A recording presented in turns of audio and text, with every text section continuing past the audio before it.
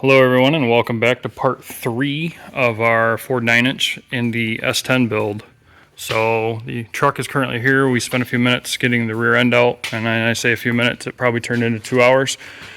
Yeah, sounds like because our front leaf spring hangers, the bolts were so seized into the bushings that we had to cut them out. But anyways, we now have the 9-inch sitting under the truck. I guess the plan right now is we're going to lower the truck down and get it close to the axle and start trying to figure out where everything's gonna sit, right? Yep. Get some ideas on material we're gonna need for links and I can already tell you it's way too far to the passenger side, but yeah, let's get to it.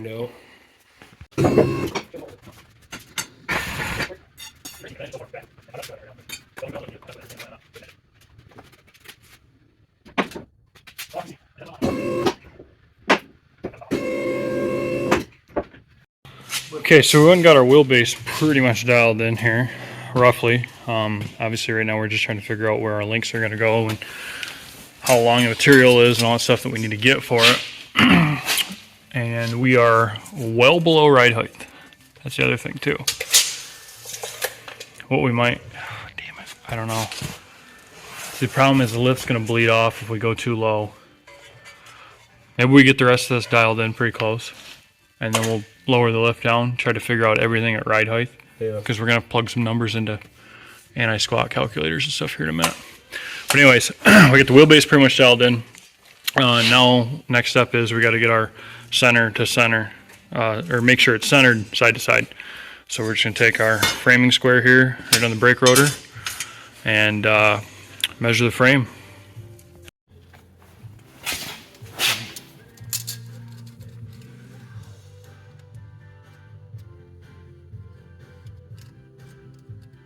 Where we at? 7 3/8. Alright, so now we're down here on the creeper, and the next thing we're going to check is our pinion angle. So I'm going to rotate the pinion yoke so that it's level across here. And if you notice, it does have a flat pad on here. So we're going to use that to do our put our angle finder on, just like we set up the video the other day when we were doing the brakes. Alright, so set the camera down here for a second and lower the jack stand a notch. But now we're right in the ballpark here at the same 3 degrees to match. Now the pinion angle is really important to match with your driveline angle, or the rest of the driveline angle, the engine transmission angle, so that your U-joints move in sync. If you have one that's at a really steep angle and one that's flat, as the U-joints turn, they're actually kind of traveling in an arc. So you'll end up with a really bad drive shaft vibration. So real important to make sure your angles match. Being low pinion? So what we're sitting here just discussing is that the drive shaft actually works perfectly. I'm guessing at some point you must have had a 7R. I think that's the U-joint size that the GM joints are called a 7R, I believe. I don't remember off the top of my head, but I think this is a 7R joint. So I'm assuming you must have at one point had a 7R pinion yoke, you know what I mean, when you were using this on the race car. But anyways, it does appear a drive shaft's going to work. Now, it is slid out just a little far. However, our axle is drooped way further than it's actually going to be. So the way the drive shaft actually travels kind of at an angle as the rear end goes up or the truck goes down, the pinion slip yoke, will actually slide in a little bit. So that might help us. And honest to God, if we have to run if we run the wheelbase, say like 122.4, right? We shorten it half an inch. It's gonna be negligible. Yeah, nobody's ever gonna notice. And if it saves from having another shaft built, yeah, I'd say it's it's the way to go. So in the quest to figure out our link placement here, we had the original wheels and tires on it, which is a 245 60/15, and since there's a plethora of Z06 wheels kicking around here, we figured try a 335 30/18 Hoosier slick, and it doesn't fit, which we knew. Or close. Yeah, I mean it's 3/4, half inch, 3/4 of an inch from the wheel mounting surface. So if we do, like you said, as long as we have room to mount this with a spacer, I mean it's absolutely the biggest tire you'd ever possibly put under it. So if we can set it up so this fits everything else, right? Yeah, tire options are endless from there. Yeah. I mean, the only thing I know that really uses much wider tires, Vipers use 345s, and an Aventador SVJ uses a 355 in the back. Still all running a 12-inch wide wheel though. Right. So there you go. An 18 by 12 fits. We're good. Corvette back spacing too. Yeah, that's the other thing, right? If it was, I bet you if a Viper wheel, well, granted it's 6-lug, but the Viper offset probably would be a lot closer. Okay. So, anyways, we just had to take a moment and giggle Yep. So that tucking a 335 is the S10 now looks like a at the steamroller. realm of possibility.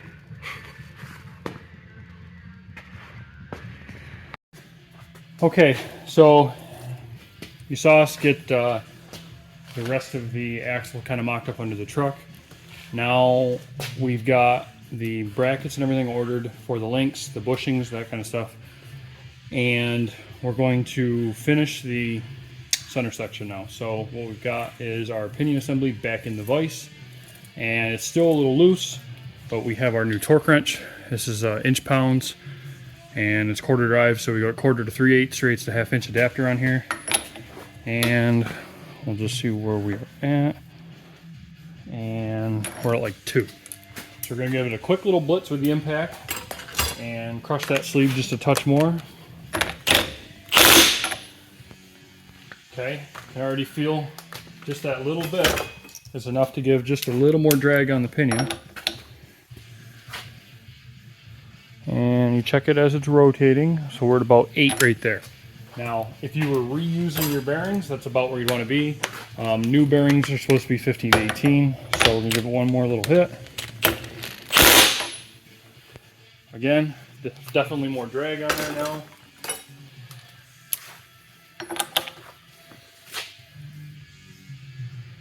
And we're about 10.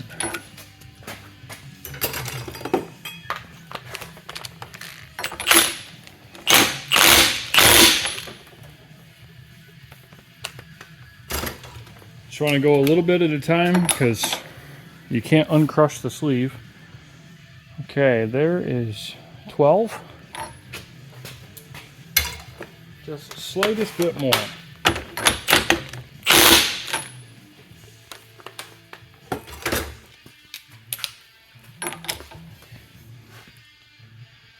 Okay, looked to be pretty good right there.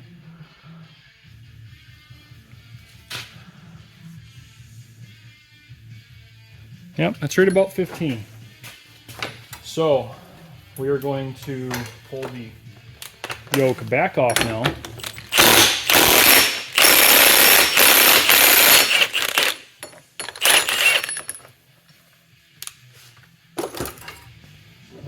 And now we'll tap our new pinion seal in.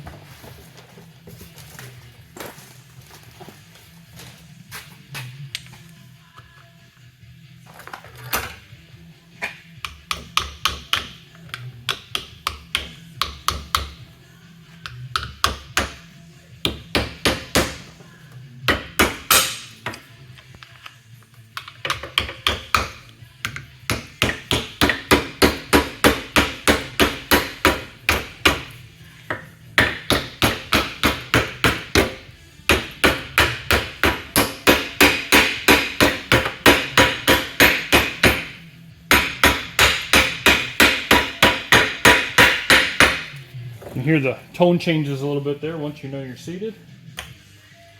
Now we're going to make sure our yoke is clean.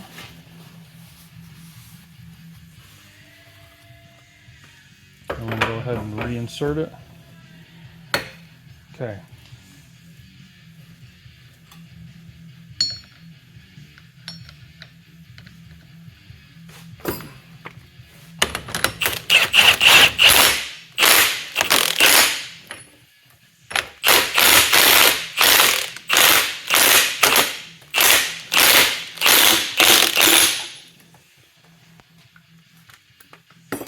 Now we're going to check our torque again. Should be a little bit more this time.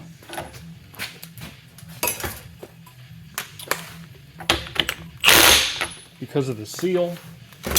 Not much though. Really shouldn't be a ton of drag on the seal.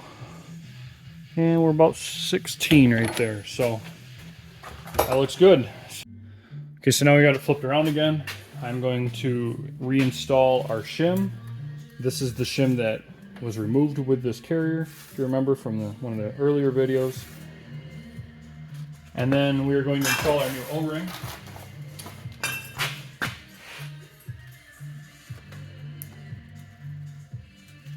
This is a square O-ring, so you want to make sure we don't have any twists in this.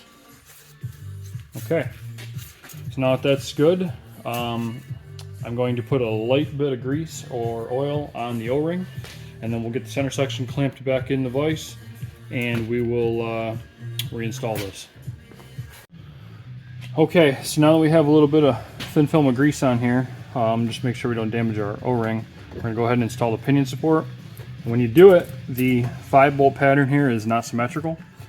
So a good way to remember is, at least on these original iron castings, this raised section here should be facing up when it's installed.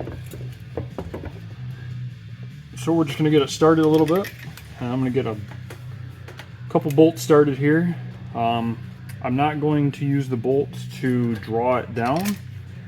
It should push itself right into place, but I'm going to get them started just to make sure that everything stays nice and lined up. There, so now that all 5 bolts are started, it should just pop in nice and easily.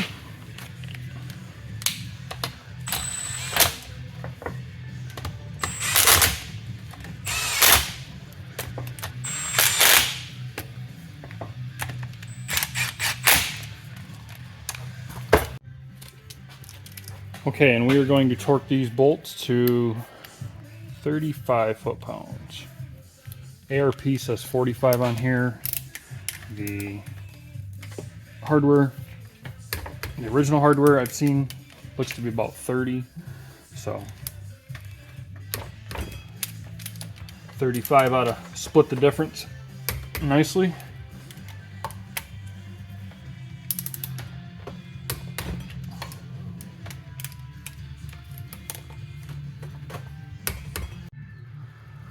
Okay, so our case bolts here, or our cap bolts, are going to get torqued to 80 foot-pounds.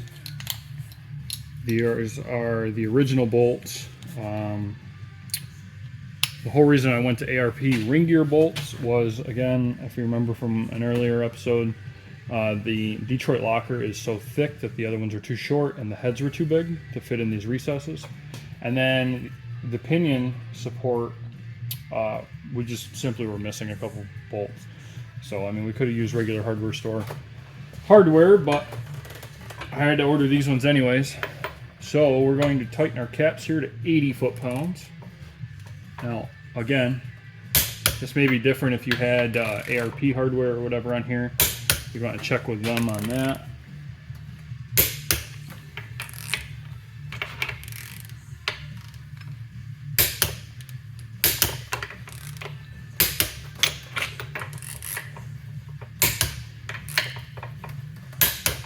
Okay, so now that everything is torqued properly, we're going to check our backlash.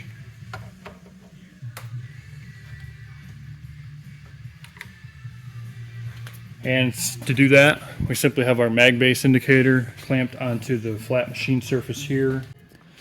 Okay, so as far as adjusting backlash, I guess I might as well walk through a little bit more in depth of what it is.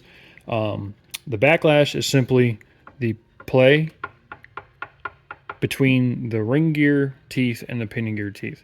And the reason you have that is because, just like anything else, as you're driving down the road, you'll end up with the ring and pinion will actually warm up a little bit. And as they warm up, they expand. So you have to have room for it to grow so that your gear mesh doesn't tighten up and actually start to wear the gears poorly and seize the teeth up. So the spec on this is about 8 thousandths is what it's looking like here. Oop, I'm just holding the pinion tight. So the gear set said 8 to 12, and we're about 10 or 11. And it also doesn't hurt to check in a few different spots. And the reason that's so important is because if you had something out of round a little bit, it would be a good way to let you know, right? So I've already got everything set up here. It's easy enough to do. So we're gonna move to our gauges 0. Again, hold the pinion. This time the needle's moving the opposite way just because of how it's loaded, but same thing, 11 to 12 thousandths. So I think we're pretty good on our Backlash. We have our caps pretty tight. All I did with those is I just used 2 punches in here and then used a pry bar, you know, to snug everything down. You don't want anything crazy tight on those. So now that that's good, we are going to paint the teeth now with compound. And what the goal of doing this is to check the actual wear pattern on the teeth. So I'm going to remove our dial indicator, set that to the side, and we're going to take our acid brush and our marking compound that was included in the kit, and I'm going to paint some on both sides here on a couple different teeth.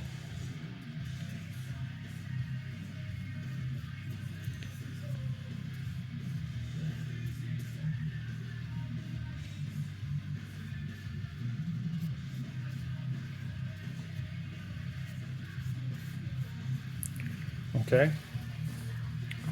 So now what we're going to do is we're going to spin this around here so that the pinion rocks back and forth across the gear where we painted it.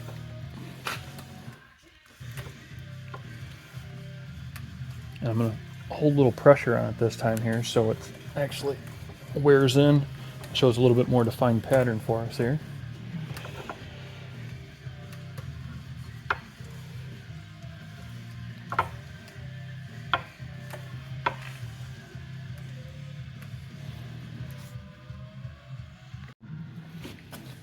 Okay, so now you can see here on the teeth that it's leaving a nice pattern for us.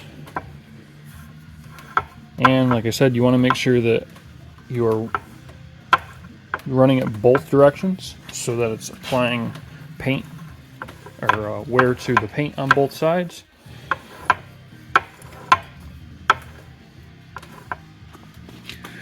And what we have here is you can see that the wear is pretty centered, slightly in towards the inside, just a slight bit.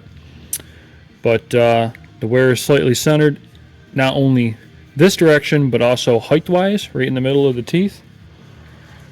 And so that shows, again, that shows you, you know, right here, as well as on the other side of the tooth here. Same thing. So I like our wear pattern that we've got. So we'll go ahead and button this up. Okay, so for the next part here, we're going to install our retainers that go on the side. And you'll probably notice when you go to line everything up that your holes for the adjuster might not actually line up perfectly. So what we're going to do is we are going to move the adjuster again, except we are going to back it off. We've already snugged everything, and you don't want to have your preload caps too tight here. Oop, pry bars into the case there. So just a little bit. And now this side will line up nice.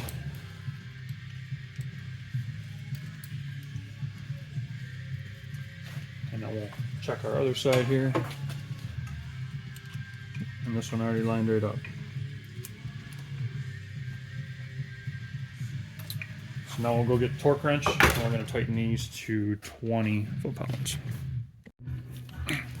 And everyone knows as soon as you're done with your very expensive new ring and pinion installation, the next thing to do is put it on rickety-ass jacks, or sawhorses, and give it a nice coat of semi-gloss black paint.